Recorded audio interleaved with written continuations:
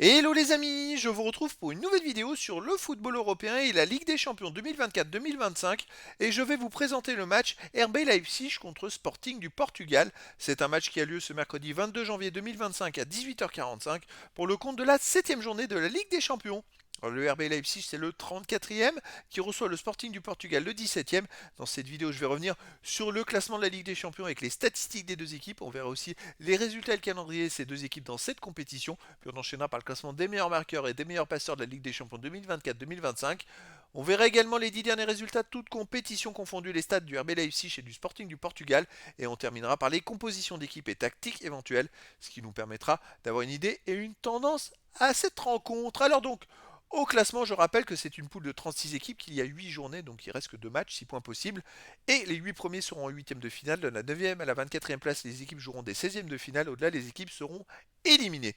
Pour l'instant, le Sporting du Portugal est 17e avec 10 points en 6 matchs, 3 victoires, 1 nul, 2 défaites, 11 buts marqués, 9 buts encaissés, plus de différence de buts. Ils ont 2 points de retard, 3 points de retard sur le 8e et 3 points d'avance sur les premiers non qualifiés.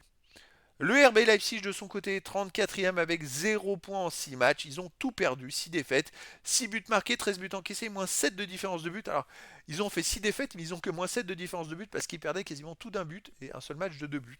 Voilà, mais ils ne peuvent plus rien espérer puisqu'ils ont maintenant 8 points de retard sur les derniers qualifiés, donc ils ne peuvent plus se qualifier pour la suite. Au niveau des résultats et calendrier, alors le RB Leipzig a commencé par une défaite 2-1 à l'Atlético de Madrid, puis ils ont perdu à domicile 3-2 contre la Juventus Turin, ils ont perdu 1-0 contre Liverpool, ils ont perdu au Celtic Glasgow 3-1, à l'Inter de Milan 1-0, puis contre Aston Villa 3-2. Là, ils reçoivent le Sporting du Portugal et ils termineront à Sturm Graz.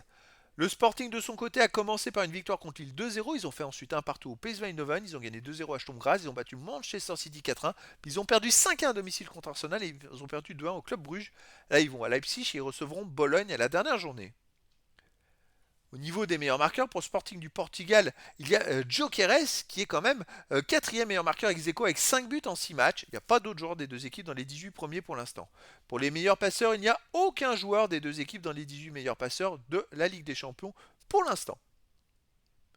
Les 10 derniers résultats, toutes compétitions confondues, le RB Leipzig, 4 victoires, 1 nul, 5 défaites, 19 buts marqués, 22 encaissés, moins 3 de différence de but. C'est pas des très très bons résultats.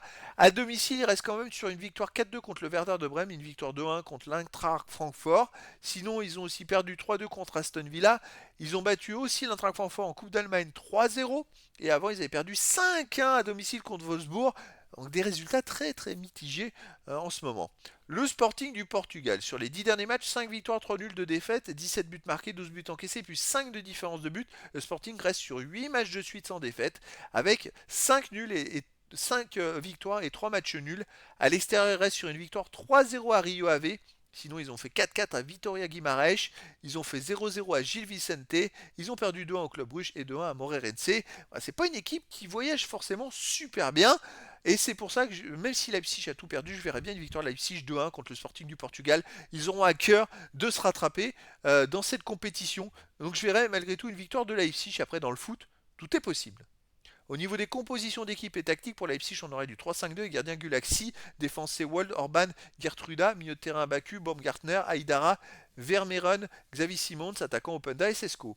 Pour le Sporting du Portugal, on aurait du 3-4-3 gardien Kovacevic, défense de base Diomandé, Mateus, milieu de terrain Kenda, Jumland, Bragança, Catamo, attaquant Trincao, Gyökeres et Edwards. Donc voilà les amis, le décor est planté entre ces deux équipes et donc je vous donne rendez-vous ce mercredi 22 janvier 2025 à 18h45 pour le match de football de la 7e journée de la Ligue des Champions 2024-2025. Le RB Leipzig, 34e du classement, reçoit le Sporting du Portugal, le 17e. Voilà les amis, je vous dis à très bientôt pour une nouvelle vidéo.